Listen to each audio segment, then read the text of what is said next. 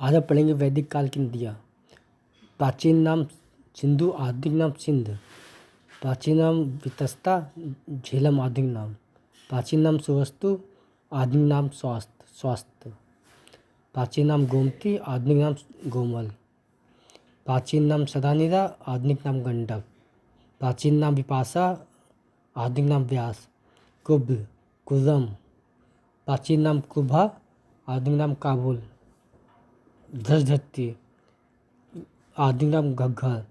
प्राचीन नाम पुरुषणी, आधुनिक नाम रावी। प्राचीन नाम शतद्री, आधुनिक नाम सतलज। प्राचीन नाम अस्किनी, आधुनिक नाम चिनाब। प्राचीन नाम सुषमा, आधुनिक नाम सोहन। प्राचीन नाम विपाशा, आधुनिक नाम व्यास। वैदिक साहित्य में सर्वाधिक चर्चा सिंधु नदी की है, क्योंकि यह सबसे महत्वपूर्ण नदी थी। वैदिक काल के देवता इंद्र, ये ईसा सबसे महत्वपूर्ण थे। इसकी चर्चा 200-250 बार हुई है। इन्हें युद्ध तथा वर्षा का देवता कहते हैं। इसे पुरंदर भी कहते हैं। अग्नि, इसकी चर्चा 200 बार है। वरुण, वायु के देवता। सोम, जंगल के देवता। मारुत, तूफान के देवता। रौद्र, यह सबसे क्रोध वाले देवता थे। इन्हें पशुओं का देवता कहते थे। विष्णु, संरक्षक एवं पालनकर्ता। पुषण, पशुओं का देवता। गवष्टि का अर्थ होता है गाय के लिए किया गया युद्ध। चीता का अर्थ होता है हल से जोती गई जमीन पर पड़ा निशान।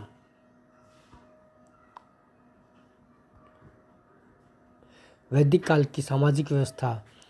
इस समय सबसे बड़ा पद राजा का होता था, जिसे जनता चुनती थी। राजा किसी भी निर्णय को लेने से पहले विभिन्न समितियों में बैठकर इसकी चर्चा करता था। वैदिक काल में 3 प्रमुख संगठन थे: सभा, समिति, विदत। सभा यह निम्न साधारण लोगों का संगठन था। उसकी चर्चा 8 बार हुई है। सभा की चर्चा 8 बार हुई है। समिति या उच्च वर्ग के लोगों का संगठन था, उसकी चर्चा 9 बार हुई है। विदत यह सबसे महत्वपूर्ण संगठन था, इसकी चर्चा 122 बार हुई है। सभी सभा तथा विद्या में भाग लेने की अनुमति महिलाओं को भी थी। वैदिक समाज की सबसे छोटी इकाई गांव थी, जिसके मालिक को ग्रामीण कहते थे। सबसे बड़ी इकाई जन होती थी, जिसके मालिक को राजन कहते थे।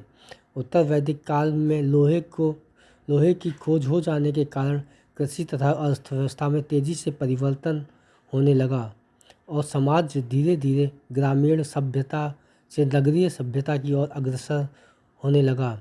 जन का आकार बढ़कर जनपद हो गया और यह जनपद आगे चलकर महाजनपद का रूप ले लिया।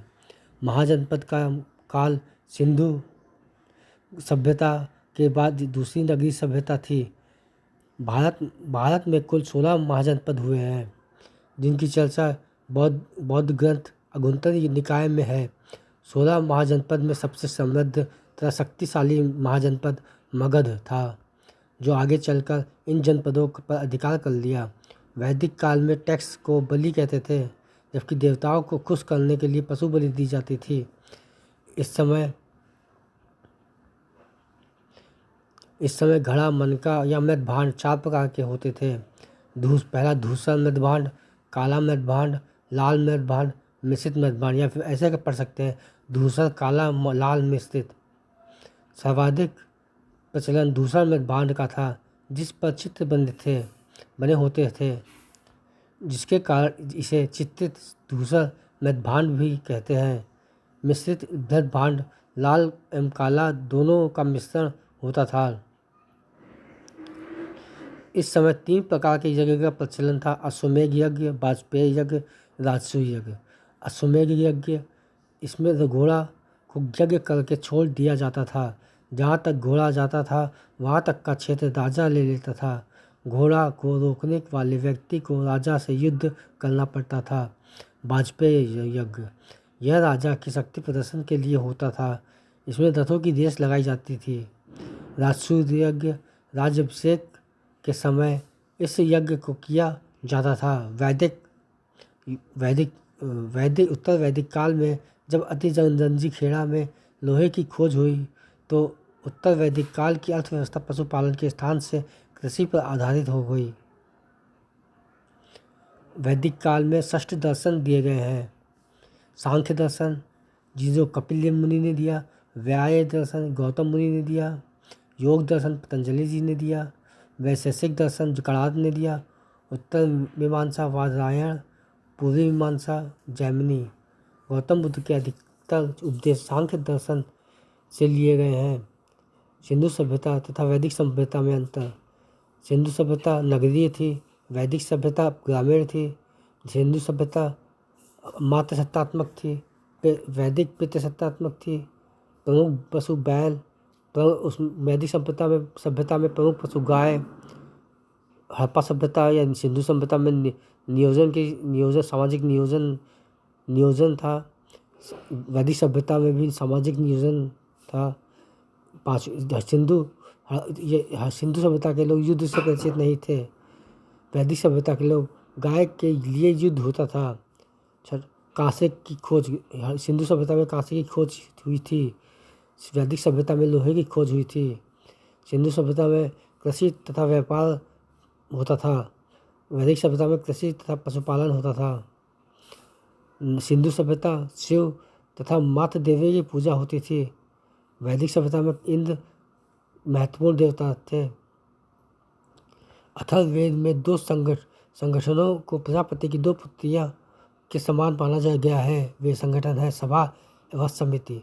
किस ग्रंथ में पंचम वेद के रूप में इतिहास एवं पुराण की व्यवस्था की गई है? पुराण में। लोकप्रिय गायत्री मंत्र का उल्लेख किस वेद में किया गया है? ऋग्वेद। शूद्र का सर्वप्रथम उल्लेख ऋग्वेद में किस मंडल में मिलता है? दशम मंडल। किन 2 मंडलों में ऋग्वैदिक आर्यों के लौकिक जीवन व दार्शनिक चिंतन के साक्ष्य उपलब्ध होते हैं? पहला एवं 10वां मंडल।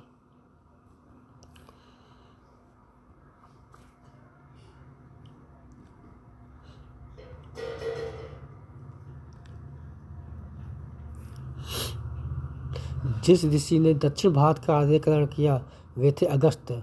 वैदिक समाज के 4 वर्णों में विभाजन का स्पष्ट उल्लेख किस ग्रंथ से प्राप्त होता है?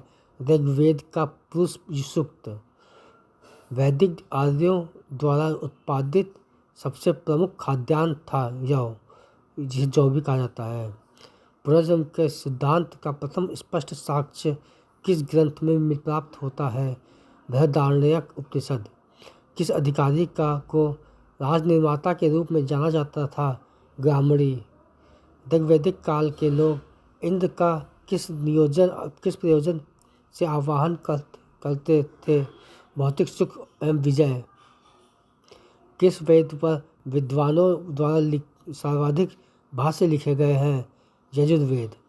वैदिक साहित्य में अथर्ववेद को क्या कहा गया है? ब्रह्मवेद। ऋग्वेद में यमुना का कितनी बार उल्लेख मिलता है? 3 बार। वैदिक काल में मुख्य विवाह संस्कार कहलाता था पाणिग्रहण। किसने उल्लेख किया है कि ब्राह्मण को बसंत में, क्षत्रिय को ग्रीष्म में, वैश्य को शीत में, रथकर को वर्षों में अग्निहोत्र करना चाहिए? तैत्तरीय ब्राह्मण में। किस विवाह के अंतर्गत कन्या के पिता अथवा उसके संबंधी द्वारा धन देकर कन्या का विवाह करना आता है? असुर। किस वेदांग में हमें शब्दों की व्युत्पत्ति के संबंध में पता चलता है? निरुक्त। ऋग्वैदिक सभ्यता मुख्यतः किन क्षेत्रों में केंद्रित थी? पंजाब व दिल्ली। ऋग्वेद में 10वें मंडल में किसका उल्लेख पहली बार मिलता है? शूद्र। सत्यमेव जयते किस उपनिषद से उद्गत है? मुंडकोपनिषद। सर्वप्रथम किस उपनिषद में ब्रह्मचर्य, गृहस्थ, वानप्रस्थ एवं संन्यास 4 आश्रमों का वर्णन हुआ है? जवालोपनिषद। ऋग्वेद में उल्लिखित नदियों में सर्वाधिक महत्वपूर्ण नदी कौन सी थी? सरस्वती। ऋग्वेद युग की सर्वाधिक प्राचीन संस्था कौन सी थी? विदत।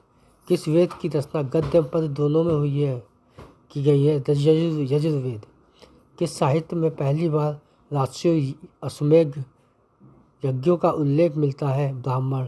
सूत्र सूत्र से संलग्न सूर्य सूत्र सबसे पुरानी पुस्तक थी ज्यामिति की। किसने उत्तरी ध्रुव को आर्यों का मूल निवास स्थान बताया है? बाल गंगाधर तिलक। प्रारंभिक वैदिक समाज मुख्यतः किस पर आधारित था? पशुपालन पर। ऋग्वेद में एक स्थान पर 10 राजाओं के युद्ध का उल्लेख हुआ है, जिसमें दशराग युद्ध कहा गया है। यह युद्ध किस नदी के तट पर लड़ा गया? रावी नदी के तट पर। मानसेहरा, शहबाजगढ़ी, बोगजकोई तथा जूनागढ़ अभिलेखों में से वह जो ईरान से भारत में आर्यों के आने की सूचना देता है। Boghazkoi. Shankaracharya, Annie Besant, Vivekananda, बीजी, बाल गंगाधर तिलक में से वह जिसने आर्यों के आदि देश के बाद में लिखा था? बाल गंगाधर तिलक। पुरुष मेघ का उल्लेख है शतपथ ब्राह्मण में। शतपथ ब्राह्मण में उल्लेखित राजा विजय माधव से संबंधित ऋषि थे ऋषि गौतम राहुल गण। गौत शब्द का प्रयोग सर्वप्रथम हुआ है ऋग्वेद में। गौत प्रथा की स्थापना हुई थी उत्तर वैदिक काल में। ऋग्वेद काल में जनता मुख्यतः विश्वास करती थी बलि एवं कर्म कांड पर। सिंधु, सरस्वती, वितस्ता तथा यमुना में से वह नदी जिसे ऋग्वेद में माते तमा, देवी तमा तथा एवं नदी तमा के रूप में संबोधित किया गया, सरस्वती। प्राचीन काल में आर्यों को जीविकोपार्जन का मुख्य साधन था शिकार। गायत्री मंत्र की रचना की थी विश्वामित्र ने। पुराणों की संख्या 18। श्रीमद् भगवद गीता का मौलिक रूप में लिखी गई थी संस्कृत में। महाभारत मूलतः जानी जाती है थी जय संहिता के रूप में। हिंदू पौराणिक कथा के अनुसार समुद्र मंथन हेतु जिस सर्प ने रस्सी का रूप में स्वयं को प्रस्तुत किया वह है वासुकी। उपनिषद में ऋग्वेद की मूल लिपि ब्राह्मण। वैदिक कर्मकांड का होता का संबंध था ऋग्वेद से। अवेस्ता और ऋग्वेद में समानता है। अवेस्ता संबंधित है ईरान से। अगन्या गाय को माना जाता है। ऋग्वैदिक काल में प्रारंभ में महत्वपूर्ण मूल्यवान संपत्ति समझा जाता था गाय को। संस्कारों की संख्या 16। जीविकोपार्जन वेद वेदांग पढ़ाने वाला अध्यापक कहलाता था उपाध्याय। वैदिक युग में प्रचलित लोकप्रिय शासन प्रणाली थी वंश परंपरागत राजतंत्र। सभा और समिति को प्रजापति की 2 पुत्रियां कहा गया है अथर्ववेद में। आयुर्वेद अर्थात जीवन का विज्ञान का उल्लेख सर्वप्रथम मिलता है अथर्ववेद में। सर्वाधिक ऋग्वेदिक सूक्त समर्पित है इंद्र को। ऋग्वेद में इंद्र के बाद सर्वाधिक संख्या में मंत्र संबंधित है अग्नि से। ऋग्वेद में युद्ध के देवता समझा जाता है इंद्र को। पूर्व वैदिक आर्यों का सर्वाधिक त्रिलोकप्रिय देवता था इंद्र। गायत्री मंत्र के नाम से प्रसिद्ध मंत्र सर्वप्रथम मिलता है ऋग्वेद में।